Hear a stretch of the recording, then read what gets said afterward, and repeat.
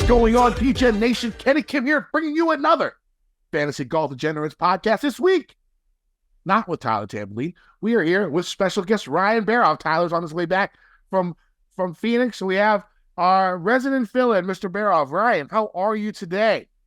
Good, Kenny. Thanks for having me. And yeah, I'm sure Tambo has a lot of good stories from being out there in Phoenix all week.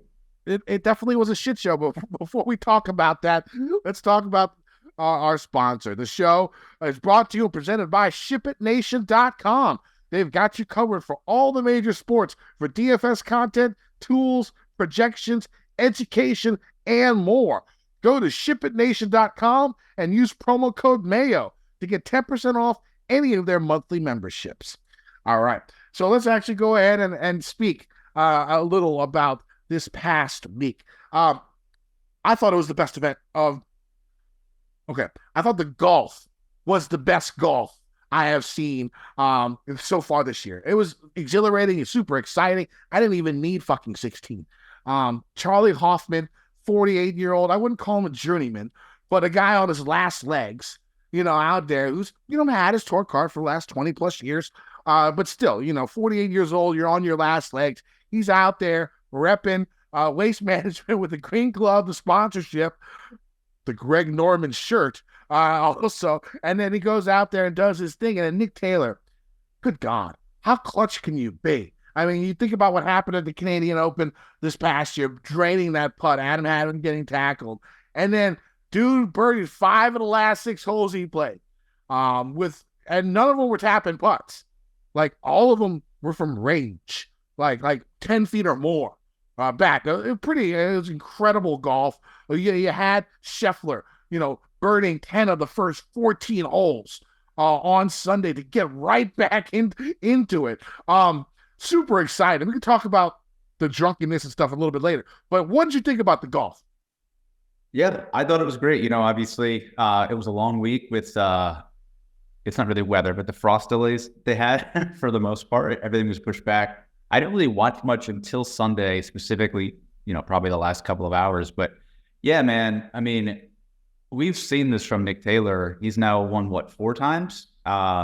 Super, super clutch, making long putts, making a ton of birdies. Every Sunday, we saw it last year when he battled Scotty Scheffler. He played awesome last year. Just got beat by Scotty Scheffler, which that's going to happen. Yeah, really fun week. Felt bad for Charlie Hoffman. Dude played so well. Like you said, this is probably one of his last really good opportunities. And it was in an event that obviously means a lot to him. He's been sponsored by Waste Management for half a dozen years at least, maybe longer. But yeah, really good, really frustrating weekend for us Scotty backers. And I had, I think I had 100% Scotty on DraftKings. So not a great finish for me. Yeah, I went JT over Scotty. It didn't work out. I mean, JT was in it for a little bit. I had the Burns outright, so I was hoping.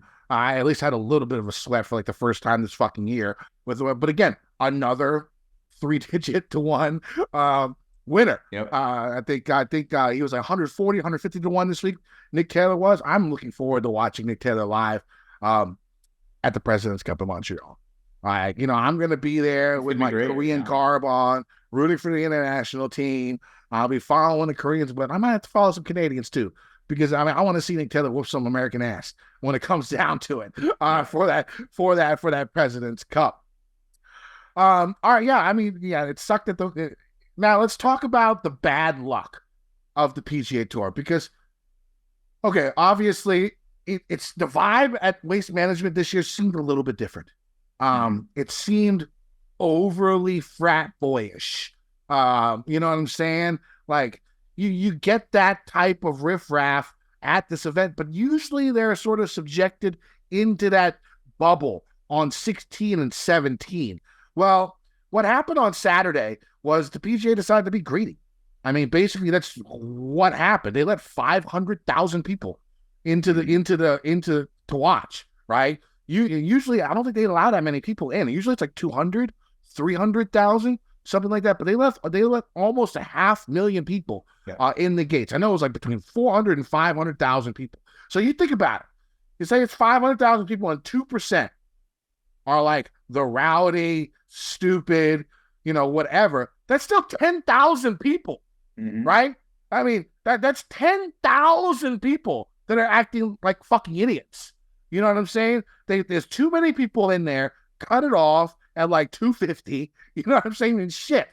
Just cut it off at 250. Yeah, you do that. You get your 2% in there that fucks shit up. That's 5,000 people. They can all fit on 16, right? They can just do their thing on 16 and lunch out. And what we saw this year was all the drunkenness spreading around the entire course. And that's something we normally don't see at this event. And what happened was, it's because the PGA wanted to make more money. Or whoever is making money from ticket sales wanted to make more money. I don't know if it goes to the PGA. I don't know if it goes to the sponsor. I don't know that intricacies of that deal. But all I know is they brought too many fucking people into that course at one time. And when you do that, and everyone's 25 to 35 years old, and you got booze, there's going to be a certain select part of that fan base that's going to just be annoying, drunk, fucked up type people, right? And that's what we saw this week, and it was just way more than usual. And I feel bad for the PGA Tour, because what we saw Sunday was the best golf I've seen this year. Like, it was mesmerizing. The storylines were there. Hoffman, talking about Hoffman. You talking about Nick Taylor with the Stones. Scheffler, 10 birdies and 14 holes. All the storylines were there. And then on the news this morning, the only thing I see about the Waste Management Open is they called it the Wasted Management Open. And they kept showing that fat guy rolling down the fucking hill without his shirt on and getting beers poured onto him. I'm not going to go, I can't say that I have not been that guy at some point in time in my life, right? So it's difficult for me to not at a golf tournament. You haven't been that guy. No, I have not at a golf tournament. That is true. And I blame it on too many fucking people being there. Cut it down. 250,000 people. That's enough, dog. That's enough, right? Yeah, it's hard. What do you think? It's hard because, like what you said, like it's a balance of, like, you want to keep all those people on the 16th hole. Like, you would rather have them all there versus spread out, but also that's huge for corporate hospitality. Like 80%, 90% of those seats are probably corporate booths and hospitality. So exactly. Again, more greed. It's super tough. It was bad this year. And like, even before, like, I saw the videos of like Zach Johnson and Billy Horschel, like, yelling at fans and shit like that. But like, I was, from the little that I saw watching on Sunday, every hole, guys yelling, guys having to back off. Like, Jordan Spieth. Yeah. Did you see the Spieth? Like, he was like, what the fuck is going on? Like, he was shook. Now, I don't know what they can do, because this is obviously a huge event for them, huge marketing event leading up to the Super Bowl. At least the golf was good. Like what you said, field was pretty good. Golf was good. So they have that. But I definitely expect changes to happen next year. Yeah. But again, the bad luck, and I say, greed. Everyone knows that I don't mind greed. Michael Douglas, greed is good. I'm sort of in that sort of boat. But when it comes to an individual, corporate greed, everyone hates corporate greed, right? Everybody hates corporate greed, right?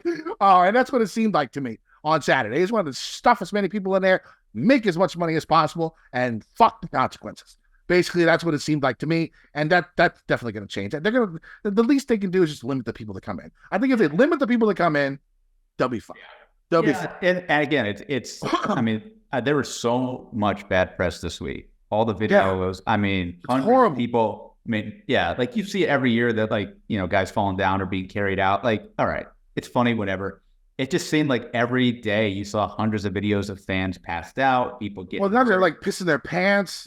Like, come on, right? Guys. The guy doing hold your fucking liquor. The bunker on like, you can't have guys going onto the green, running into the bunker, doing sand angels like that. Like I don't understand. Like, these kids, like, nowadays, like.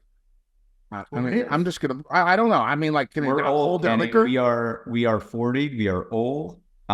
It's TikTok. Yeah, but I was never like that. I was never like an idiot like that. Probably because I was like, I had something to even me out. If you know what I'm saying. You would do dumb shit with your group of friends, right? You wouldn't do dumb shit. I wouldn't do that shit here. Yeah, but like, even if I'm out in public and getting hammered like a game or something like that, like I was able to hold my liquor. I'm not like pissing in my pants and like rolling down fucking hills. And the worst part about that is, you know, the bad luck that happened with the PGA Tour, again, the bad press from that, even though it was the best tournament of the year. It was unbelievable golf. If people watched it, they would have been mesmerized. I enjoyed the 2 hours. I watched the golf instead of the first half of the goddamn football game because the first half of the Super Bowl wasn't that great. Yeah, it was kind of weird because when Scotty went up by 2, so after he birdied, I guess was 2, 3, 4, 5, it seemed like that was it. He was going to run away with it. And then it kind of got good for a while. And then Charlie Hoffman went up by 3, right, with a couple holes to go. And at that point, it seemed like it was pretty over because Scotty was missing all those short putts. So, kind of at the end there, Nick Taylor came out of nowhere. As we said, birdied 5 of his last 6 holes, including multiple playoff birdies, just all stones by Nick Taylor.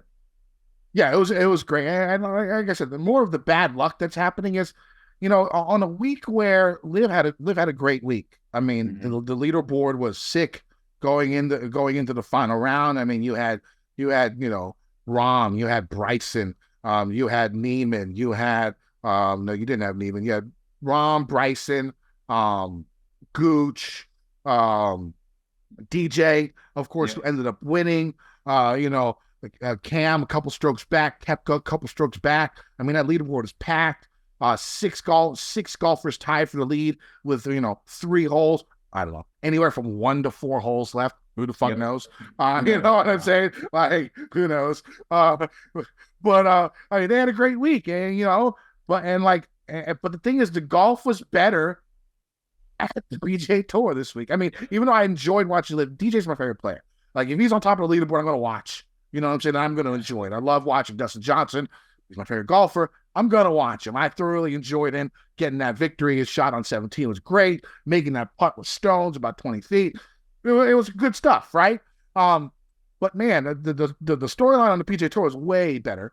And the golf was actually better. And if you think about it, I mean, Rahm's out there shaking balls with like 3 holes left. I haven't seen that before. Literally a shake with like a 9-iron, right? But you see like Nick Taylor going out there and just going crazy, making all these shots. And when Hoffman didn't lose it, Nick Taylor won it, right? And so it was just great golf, but no one's talking about it. No one in the media, no one in the media is talking about it. No one cares. All they give a fuck about is the drunk frat boys at fucking Waste Management. And what a shame. What a shame, because this is the type of week where the PGA Tour could really have stood up on themselves and showed how good the product really fucking is. And they didn't. Now, one thing I will say, I do enjoy is when Liv and the PGA Tour is on at the same time. It's actually great. Now, hear me out, guys. I know a lot of you are anti-Liv, and I understand that. But if you have 2 TVs, okay, put the main PGA Tour on your main TV, all right, with sound, okay, and then when it goes to commercial every 3.5 minutes for 5 minutes, you just go watch your other TV that has Liv, which shows a shit ton more shots. So you get to watch guys hit a white ball with a stick and do amazing things with it, which is what we want to see. I know some people don't want to see that on Liv, but, that's basically why we're fans of golf, to see guys do amazing shit with a stick and a ball, right? And so what you could do is you could just mute the PGA Tour when it's on a commercial and keep Liv on mute the whole time. Don't ever listen to the sound because the music's fucking awful. And then just watch like 30, 40 golf shots while the commercial goes in, and then go back to the PGA, press the sound button, you're good to go. It worked out well. I loved it on Saturday. Yeah, it was beautiful. It's harder, because we bet and we play DFS and we have no patience. Like, even if I'm watching the broadcast, I have Shot Tracker up, and it's usually at least 2 to 3 minutes ahead. So it's like, I'm in that, like, at the end where it's down to like 1 or 2 golfers and like my team is now, like, when Alex Morin's done finishing T53, whatever, I don't have to track anymore. I can turn off my phone and just watch. So that part is definitely enjoyable. It's just, it's so hard to watch the broadcast when shots happened 8 minutes ago, Yeah, it's awful.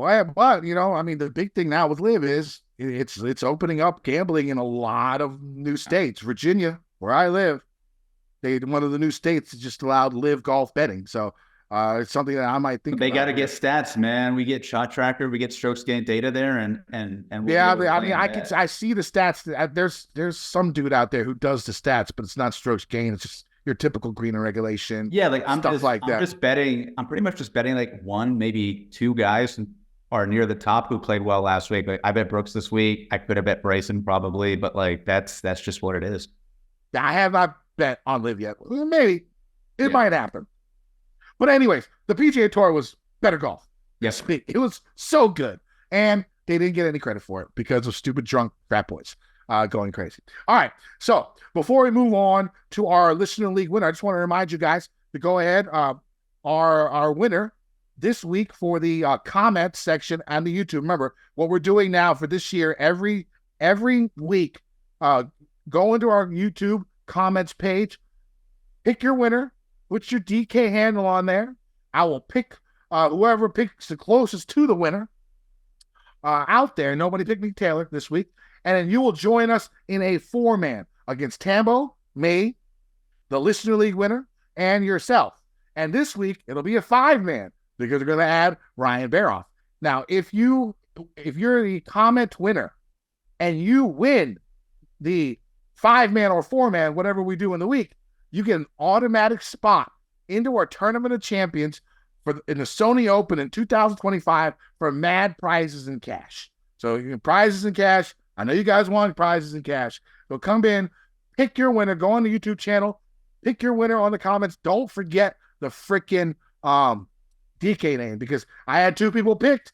They didn't have their DK name. So the winner for this week is going to be at Aaron Bonerts.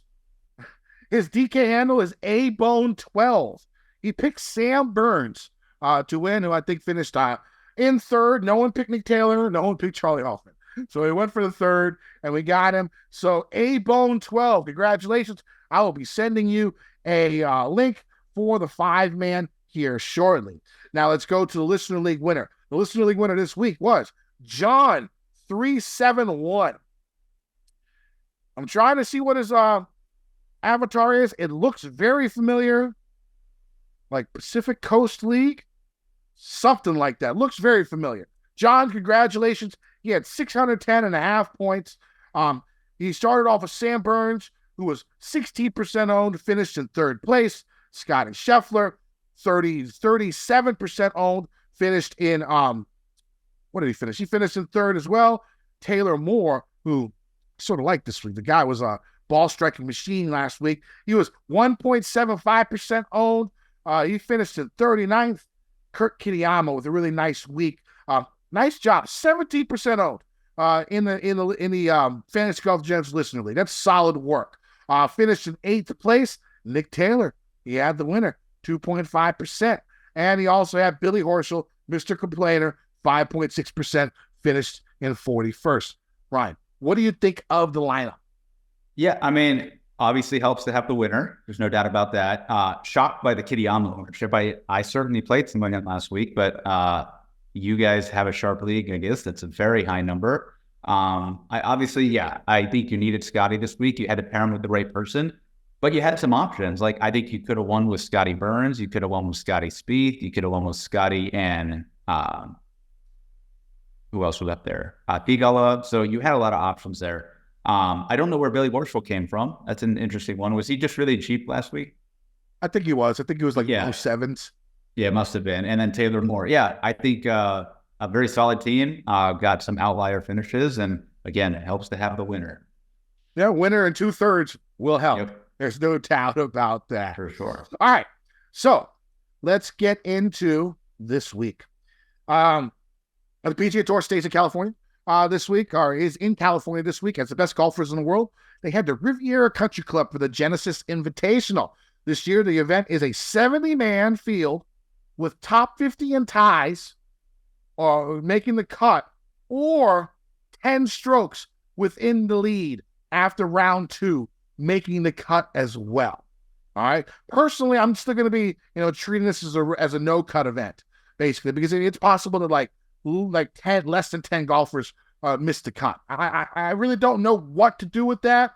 Personally, I am not going to go think too hard. I'm not going to pick like, Jim Furyk-esque, safe cut maker guys to fill out my lineup. I'm just not going to do that.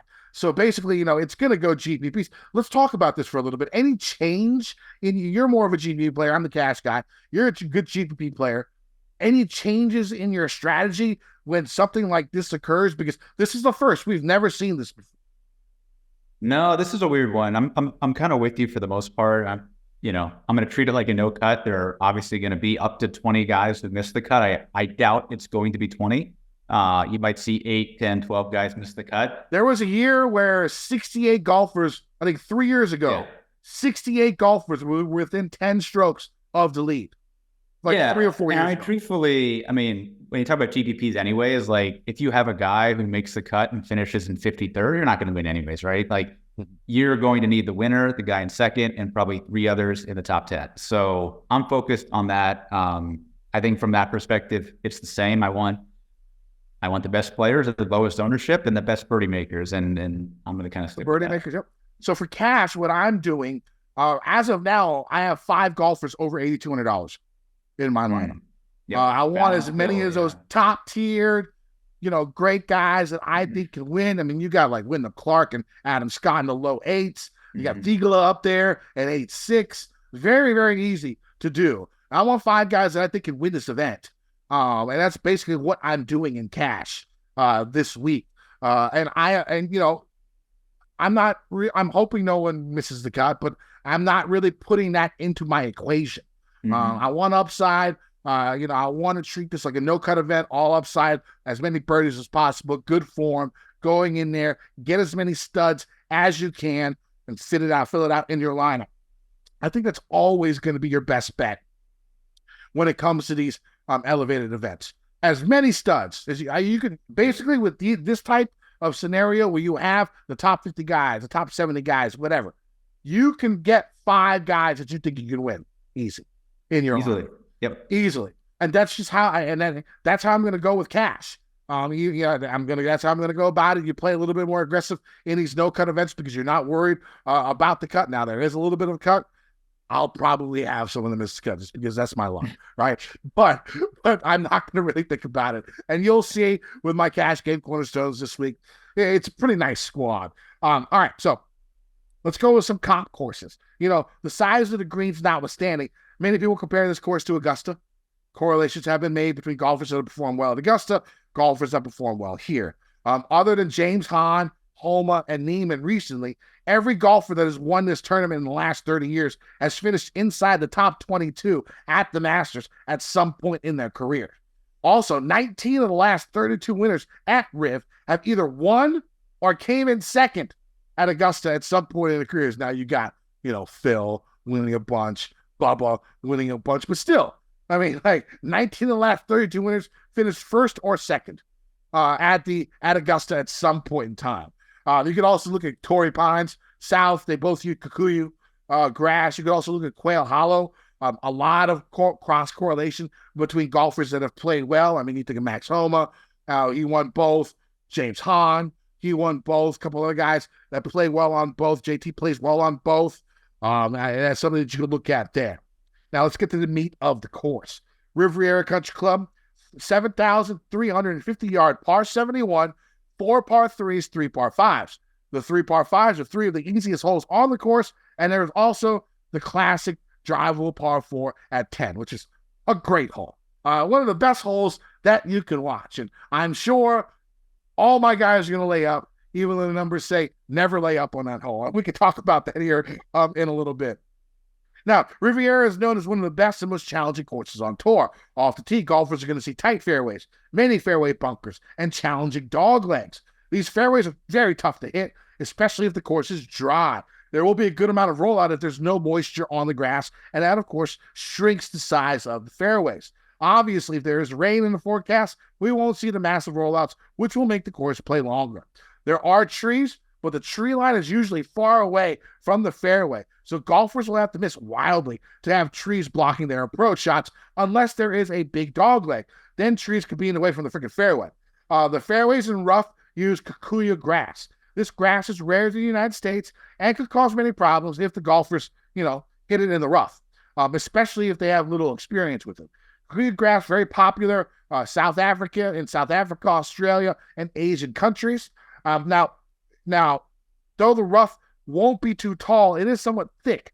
For the most part, hitting it into this rough won't be too big of a deal, but there will be instances where the kikuyu rough can grab and bury golf balls, making approach shots much more difficult to control or to get any spin. You get a lot of patchiness in kikuyu, where with Bermuda, it's all that beautiful grass. Even that'll bring it down, but there's a lot more patchiness when it comes to it. It's not like rye. It's not like the other ones when it comes to it. So you never really know what you're going to get with the lie. And now, the total opposite is when you land in the fairway, because these kikuyu fairways are almost like hitting it off a tee. They're basically spongy. They're elevated. You're going to get some good contact. The only issue is this course has a lot of, undulations on the fairways. So you're going to have to deal with fade and draw lies. Approach play, definitely, I think, the most important stat is nearly 70% of golfers that have finished top 3 here the last 8 years have been inside the top 56 in strokes gained approach for the year they finished top 3. The greens use POA and bent. They're going to be above average in square footage, but the landing areas for birdie attempts will be tiny due to the fast, firm, undulating, and multi-tiered aspects of the greens. The greens here are usually one of the 10 toughest to hit on tour each year. So short game, going to be important, along, personally, I think, with length off the tee. The greens are going to be quick, Stimpmeter rating of around 12 to 12.5. They're going to be surrounded by bunkers and false fronts. Of course, the 6-hole has that bunker right in the middle of the fucking green. Always good entertainment there. One key number I saw was that nearly 80% of the golfers that finished top 3 here the last 15 years were inside the top 55 in strokes gained tee to green for the year they finished top 3. This is definitely a big boy course. Now, we said that about Torrey and other courses, but this should be the one where we don't get triple-digit winner. That's my take this week's. It's going to be a favorite. It's going to be under 50 to 1. It's going to win this event. Ryan, what are you looking for in golfers? Any specific strategies you're going to have? No, I think you got it pretty well. It's a big boy course for sure, like you said. I don't think, and again, it's hard to say this considering what we've seen so far this year, but I don't think you're going to see a surprise winner. Might you get somebody who was 30, 40, 50 to 1? Yeah, there's a lot of guys like that who we bet that we like. But the guys who have won here historically have really been very well-rounded, often long off the tee, and have come in with pretty good form. I'm definitely leaning more off the tee and putting this week than I normally am, and that's not a very common combination. I do agree with you that iron play is important, but I think a lot of guys can have good iron play here. Like, you don't need to be Colin Morikawa and Patrick Cantlay here. It helps to be them, but like, I could see Wyndham Clark potentially leading this field in strokes gained. Well, don't sleep on Wyndham. Love Wyndham. Yeah, but I'm saying, like, you think of him this year has been pretty fucking good. Yeah, but you wouldn't put him in the same realm as like Colin Morikawa. No. Yeah, with Wyndham, it's like, all right, yeah, he bombs it, drafts really well, he puts it really well, but yeah, I could see him leading this field in strokes gained approach if he's in the fairway, if the wedge game's sort of dialed. So, yeah, definitely more off the tee and putting for me. I want guys who have really played well recently, specifically probably the last couple of weeks. And there is pretty sticky course history here. Like, very sticky. Like, third stickiest. Yeah. And on tour. Yeah. Xander, Max Homa, Finau, obviously up there all the time. Even Justin Thomas has a lot of really good finishes. And then you mentioned off the top with the live guys, all the guys who won here at lunch. Bubba won here 3 times, Phil won here twice. So, yeah, definitely. And then Adam Scott, who we'll talk about, has also won here twice. So one thing, you're talking about form. If you look at the last, 10, 12 winners, a lot of them, like the majority of them, have had a top 10 in their previous event prior to their win at what the fuck is this course? Riviera. So I mean, that form is pretty important. A lot of guys, I would say the majority, I would say about 7, 8 out of the 12 have had a top 10 the event prior to their win here. So take a peek at that. I think that's what you're seeing early with these betting cars, including our own, Adam Scott, Cameron Young, Sam Burns, Justin Thomas, Aber, who was second couple weeks. Like I think that's where everyone's going as well. Yeah, that makes sense. I mean, my card I already put it out on Twitter. I'll probably add one more here later. But let's get to this week's event. Let's go ahead and start in this 10K range. Before we talk about this, I got a question for you. Mm-hmm. Are you worried about Victor Hovland? Didn't play well at Pebble, withdrew because he said his game was not where he wanted it to be, and he needed more work. How are you going about Hovland this week? Are you playing him? Are you fading him? What do you think his ownership is going to be? I don't know what I'm doing yet. I would say on a scale of 1 to 10, I'm probably worried a 4 about him. Okay. And again, yes, the withdrawal is something, but he really wasn't playing that well the last couple of weeks, times that we saw him, and especially when you compare it to how he ended the year, right? With all those wins and obviously won the FedEx Cup. So definitely a little bit worried. Anytime you get to a course like this, where again you're going to get inconsistent putting, inconsistent lies, that doesn't scream Victor Hovland to me. But then you look at this, and he's got a 5th, a 4th, and a 20th in his 3 years. I think he is a prototypical golfer who can play well on any course, much like Scottie Scheffler. He's probably hitting way more greens than a normal guy. Now, another thing is, what we saw at the end of last year is how improved his short game was. And that helped him to a lot of those victories. And he gets rid of his short game coach. I mean, is there something going on with him? Should we really be worried?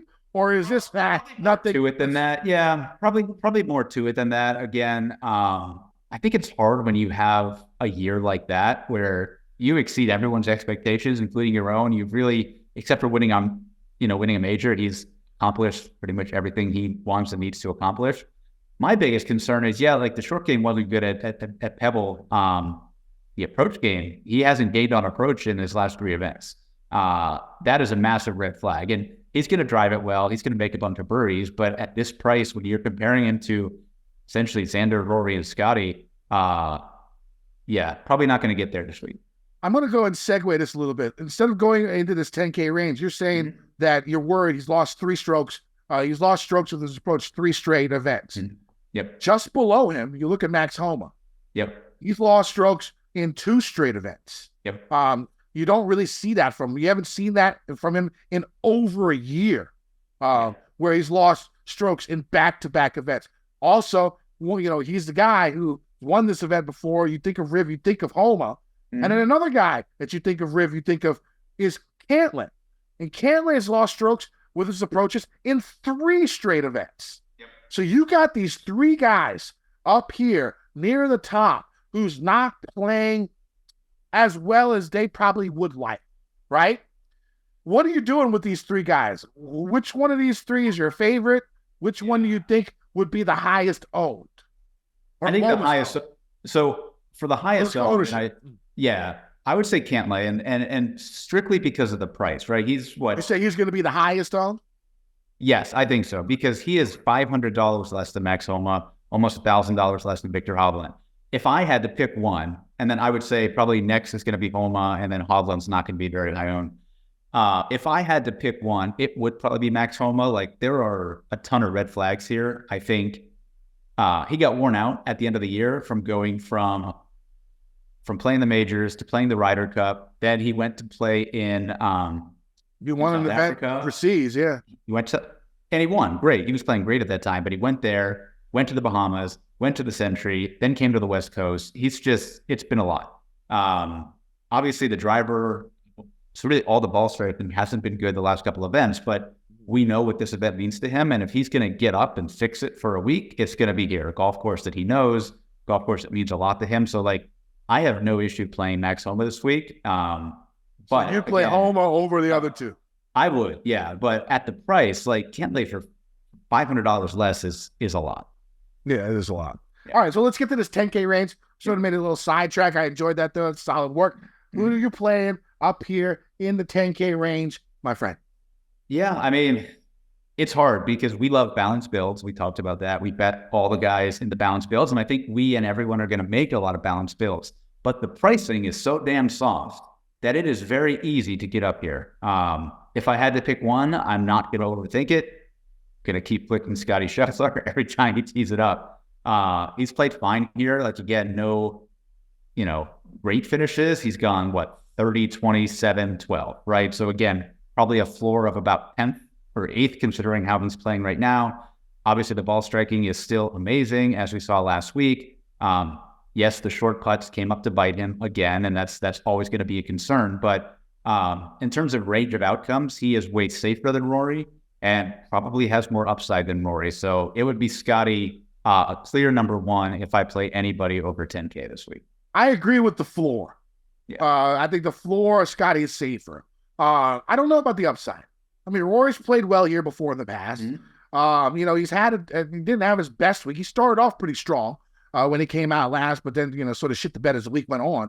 Sure. I don't know. I mean, Rory played well overseas just a month ago. I think it's definitely more of a risky play, but you're also going to get less ownership. I would expect. Now we'll see. I mean, I'm not the ownership guru. Last week it was like 37-34 or something like that between JT and Scheffler and stuff like that. The two highest.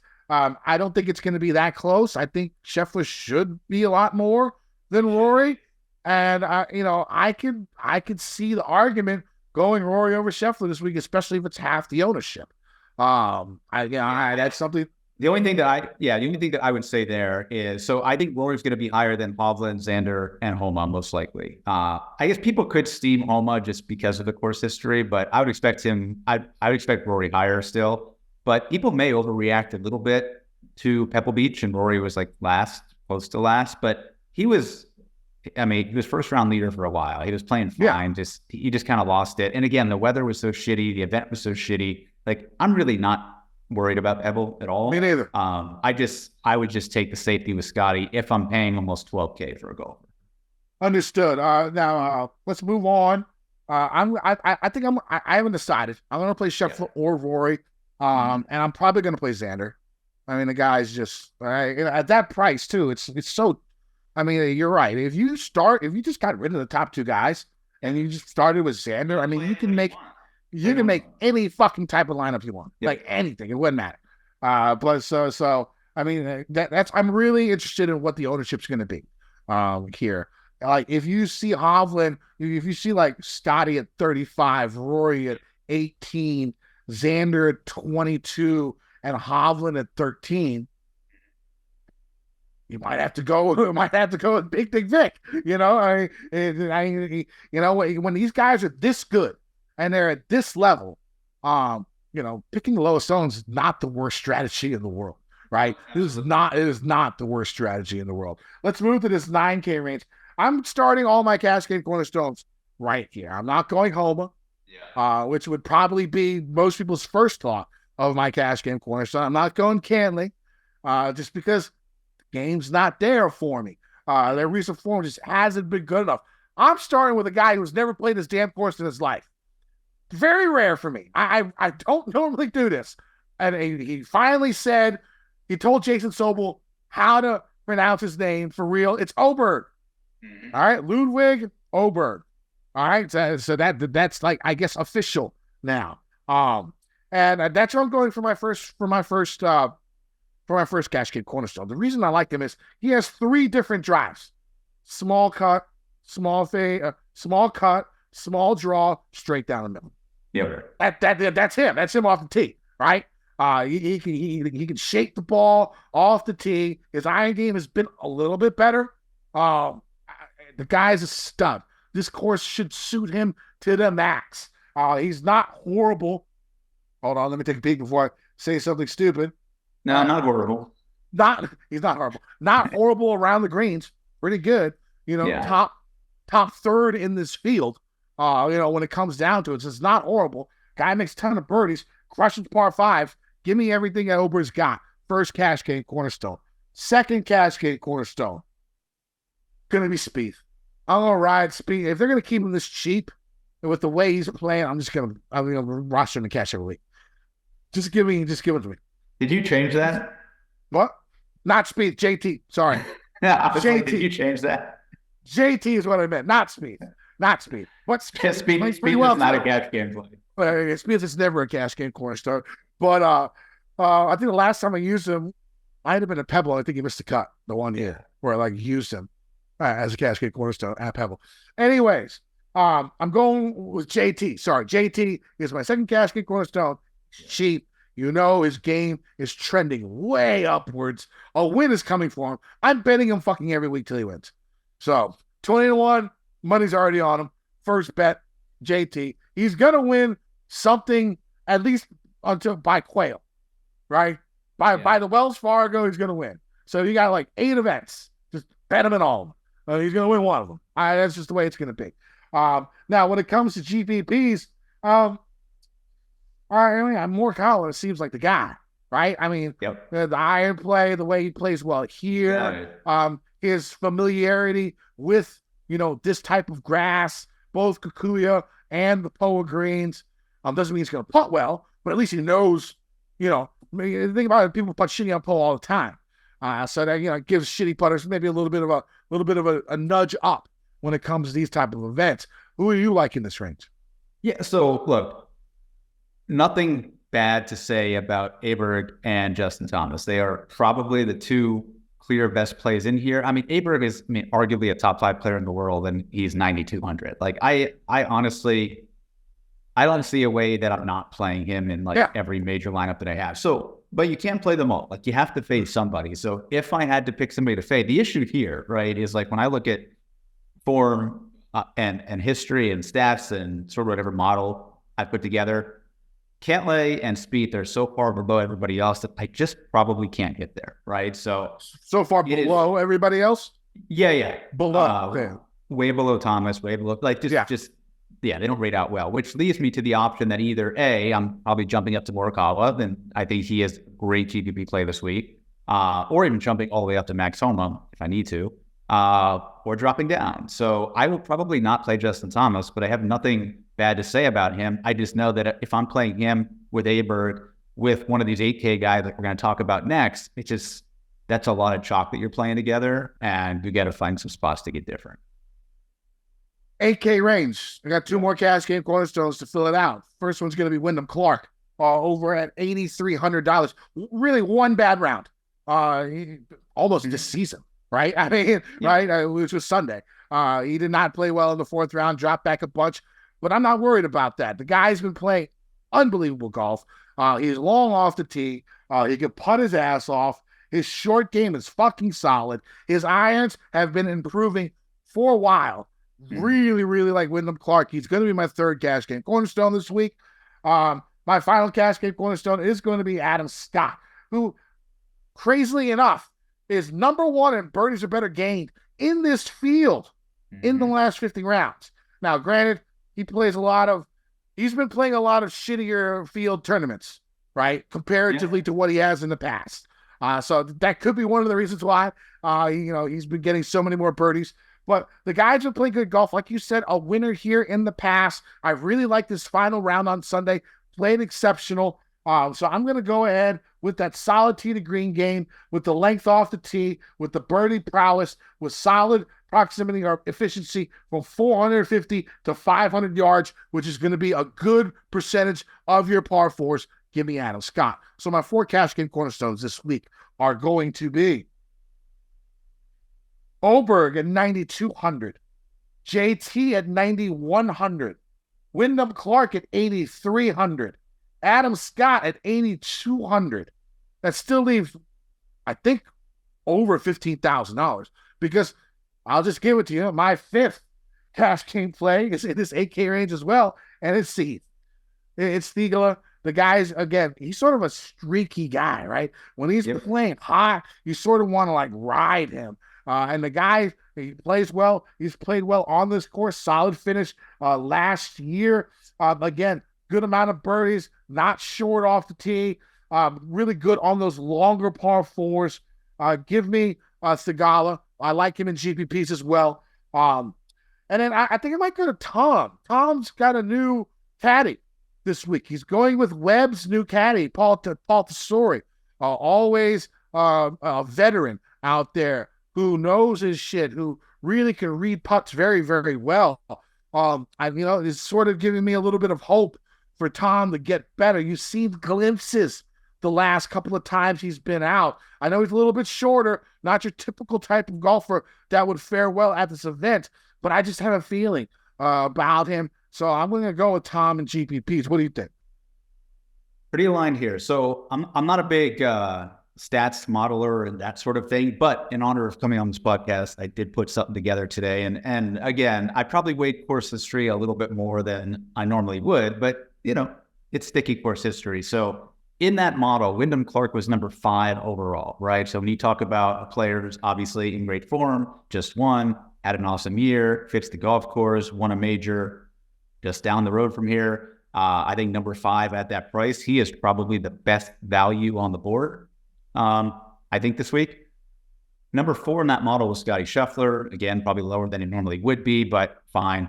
Number 3 was Xander. Number 2 was Max Homa with the course history. Number 1 was Adam Scott. So I had to bet Adam Scott this week. I'm going to play a lot of Adam Scott.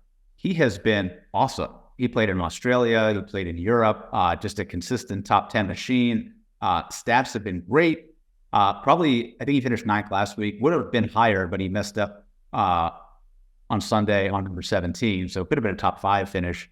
Obviously, he's won here twice. So he's a fantastic play. You did mention Cameron Young. I think everybody has bet Cameron Young, close to Cameron Young this week. He is perfect course fit here, has done well here both times. I think he's an awesome play. So if I had to pick 3, it would be those 3, Young, Clark, and Scott. But I am committed to Tony Finau at this event. He is going to win here at some point. Maybe I thought he was. Yeah, I forgot he was up there. Definitely great. And he's 89 at the top of this range where he is going to get squeezed. You have Burns and Sahith and Cam Young all lower than him, right? You have JT and Aberg above him. So probably Finau's best course or second best course on tour. And if he's going to be the guy who's best course probably next week.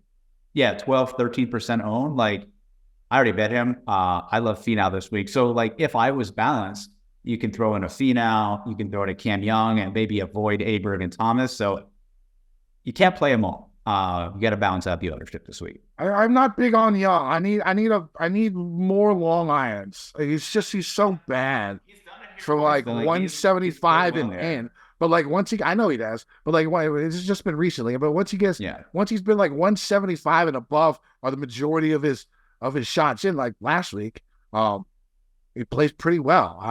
Because comparatively, his long irons are very, very solid compared to field average. But the rest of his irons really suck balls. So I'm a little bit worried about that, worried about him not being great around the green. I loved him last week. I had 30% of him last week. I think he was only 6, 7, 8% owned. I think I might avoid him this week at 12, 13, 14, 15% owned. He's probably going to be higher. So, he's not a bad piece if you're going to pay it. I just when you think about him just on a high level, he's obviously immensely talented, and he is in that same mold as Rahm and DJ, right? That's the type of player he is, and yeah, they've won here. So I think that's the type of player he could be. Yeah, I wouldn't say that's the type of player he is quite yet. That's the type of player he could be. I don't think he's there yet. We'll see. He's just been so up and down here recently that I'm only going to pick and choose my spots when I play him. He's not going to be a regular guy for me week in and week out unless he starts showing me more shit. If he plays like he did last week, this week, well then, I got to rethink maybe a little bit. But that's how I'm going about it. I don't think I want to play Cam Young. I think he's going to be a fade for me, which, hopefully pans out. We'll see. My fades of the week have been pretty strong this year. Added that to the Gups Corner article. I don't think I've had a guy finish inside the top 29, and it's all 8,500 and above golfers. So not bad. So we'll see how it goes. Anybody else in the AK range? No, look. They're all good plays. I think you just have to pick your ownership spots here. I I think the only one that I don't really like is probably Fleetwood, and it's strictly a price play. I just think in this field, he's just very expensive there. I think he should be right around where Willie Z is. Yeah. Well, go ahead. You go into the 7K range. Yeah, this is a very interesting range because, again, how people are going to build out their lineups with the 9s and the 8s. I think a lot of the 7s are going to be squeezed. I don't like, there may only be 2 or 3 guys here that. It's weird because there's not that many 7K golfers. So right? I think it's going to be, like there's probably going to be 3 guys here that are over double digits. Obviously, one is going to be Zalatoris. I would say number 2 is going to be Corey Connors. And then could be Nick Taylor after the win. It could be Matsuyama just because you're not used to seeing him down here. But I think those are the only guys that are really going to have a ton of ownership. So I think this is a great spot where you can just make easy pivots at a lower ownership. Like, you don't play Zalatoris, you click Keegan Bradley or you click Nikolai, right? For the same. Yeah, price. I was thinking Holygaard. He's a great fit. Obviously, he hasn't played here, but he's a great fit here. Great form. I think both him and Keegan are fine pivots. If you go down to where Corey Connors is and where Nick Taylor are, like, I don't know, you could play Denny McCarthy, who seems like a bad course fit, but he's just as good as them, and he's going to be, Straka. There's just a lot of guys. Harris English, like, he just played well last week. Yes. He's going to be 4%, 5% owned, and I could see Harris English finishing 5th here. Like, I just see if there's a spot to pick low-owned guys, I would rather do it in the 7K range than down the 6K range. I like that idea. I like that a lot because I'm not the biggest fan of Connors, and I've heard a lot about him. He just hasn't done enough for me here recently. And I've heard a lot about him. I probably want to go with Cam Davis instead over Connors. Hideki seems too cheap. You got Chris Kirk at $7,500, who just won like a month ago, right? Look, play Kirk, play Harmon. Like, these are guys that these are long term. The lefty. I know Harmon hasn't played well here in the past, but obviously this seems like a new Harmon, right? After winning a fucking major, right? So the left-handers do freaking well at this course. Maybe at 6% ownership, you can get him to go off. Right? Mm-hmm. I think you're 100% correct. This 7K range is where you make your differences and where you make your stand. I like that a lot, but I'm still going to play Willie Z. I mean, 50-1 with 5 places each way. I'm going to go ahead and make that bet. But you can't play him if you're clicking Justin Thomas, Wyndham Clark, and Adam Scott. Like, you can't play him with that group. You would play him in a Scotty Scheffler, Colin Morikawa team, right? Like, yes, that would make sense. I agree. Yeah, I agree. All right, go ahead. Why don't you take us down to the 6K range, my friend? There's a lot of good stuff here. So I'll just go through again. I'll start with the guys who I think are going to be owned. I assume your final cash game cornerstone is Luke List. I think he will be one of them. No, he's not. I have my 4 already. Oh, good. It's not List. Well, if you wrap it out with, I think List is going to be. Oh, my last play, I'll tell you. It's Taylor Moore. It's Taylor Moore. Yeah, so I think List will probably be, he'll probably be second most. I think Tom Hoagie will be the most popular. I think the form he's in, he's played well here, makes a lot of birdies. I had him on my qualifier. You don't think Kitayama's going to be the ISO? I don't. I feel like Hoagie is just, that 200 makes a difference when you make it teams. I hope you're right, dude. I love Kitayama. And I expected him to be like, and I like Kitayama as well. Every betting card, including mine. Yeah, I like Kitayama as well. I think he'll be a very popular long shot. I will say, of these guys, the one that is highest in my model, which I think when you think about it is not surprising because I weighed putting and off the tee game, Taylor Montgomery. He missed the cut here on the number last year, but putted really well and gained strokes off the tee. He lost like 4 strokes around the greens. Hopefully he fixes it, maybe not, but that doesn't seem like it's going to happen again. He, again, played really well last week because he was on my team. He was tied for 10th after 3 rounds and then just ejected in the 4th round. He is very high in my model. He's going to be a fraction of the ownership of Hoagie and Kitayama. By far my favorite GPP play down here. And then number 2 for me, again, doesn't fit the mold here, but has become a better putter than we're accustomed to, has added distance off the tee, and I think is just underrated for the player that he is Grillo. Does not scream like a Grillo course, but at 6,900, like, I could see him going out and being first round leader, shooting 800, right? I think he shot 8 under on Sunday yesterday. But yeah, Rio and Montgomery are by far my favorite GPP plays down here. I like Kitayama. I'm going to go with the chalk over there. I might play a little Bazine out, with the good iron game and coming off, a winner's purse, at least a couple of weeks ago. Yeah. And then Taylor Moore, I like a lot. The stats won't really look great. I think he's like 68th, ranked 68th out of 70. Yep. Maybe even 68 out of 69. No, 68 out of 70 in my model. But man, last week he was dialed the fuck in, right? I mean, like, what did he gain? Like 8 strokes with his irons? Like, the dude was just pin seeking, like everything. It was really, really impressive stuff. And I'm hoping that it happens again. So as of now, he is the guy.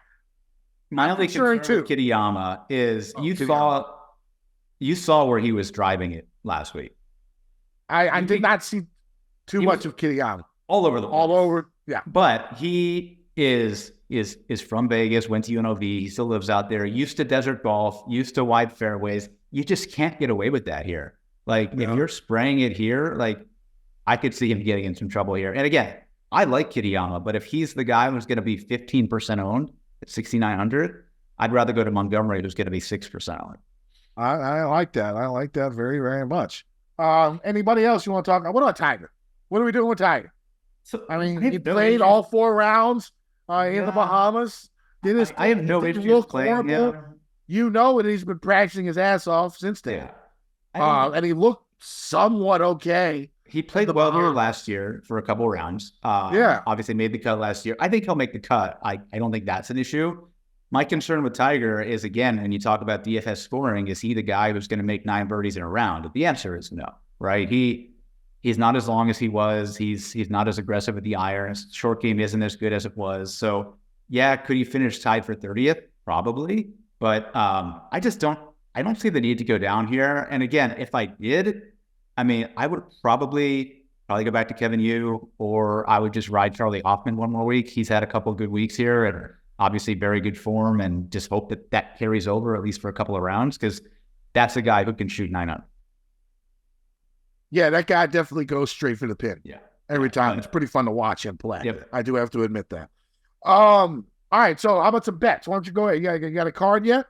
Yep, just four in the middle, like we talked about. I started at 33 with Tony Finau, Adam Scott at 45, Cameron Young at 45, and Wyndham Clark at 55 with 6 places, which was a gift because he probably should have been about 28-1. Oh, who was that last one? Wyndham Clark at 55-1. Oh, wow. That is crazy. Yeah. So I 6 places too, yeah. Yeah, that's pretty good. So I have, you know what? I totally forgot what my card was. Good thing I put it on Twitter. Probably the cornerstones, right? It's not horrible. All right. So JT, 20-1. Willie Z, 50-1 with 5 places. Mm-hmm. Decky, 75-1, 5 places. Kitayama, 100-1, 5 places. I'm probably going to add one more under 50-1 by the time the event starts. There you go. Always a couple one and done. One and done. I'm thinking Sahith or Adam Scott. Actually, I just used Adam Scott in one of my leagues. Maybe Sahith. Yeah, I would definitely go to the mid-range here, even though, it's an elevated event. Like, you want a good player, but like you talked about, all those guys in that range, I think have a legit shot to win. I don't know who I've used, but nobody really in this middle range. I would say I'm probably going to use Cameron Young this week, but Clark, Scott, Finau, it's going to be in that range for sure. All right, sounds good. Anything you want to plug there, Mr. Baroff, before we get out of here? Nope. Just, glad I could join in and help out this week. Hopefully we can win some motherfucking money and not get any rainouts. That would be nice for one. Give me some good weather. Give me give me some good primetime golf with some good weather. Golf at Riv is sweet for sure. That's what we need. All right. You can find me on X at KendoVT. You can find my article every week on gupscorner.com. Use promo code Kenny. Save yourself 30% on a membership to Gump's Corner. Also, remember to put in your winning picks on our YouTube page. Go ahead and we'll pick the winner to get into our tournament of champions. All right. So should be a fun week. Hopefully the weather is good. Let's win some motherfucking money. DJ Nation. I've been getting dirty money, Jordan Belfort. Stacking penny stocks while I'm flipping these birds. Sipping on Ciroc, trip 'em up with the words.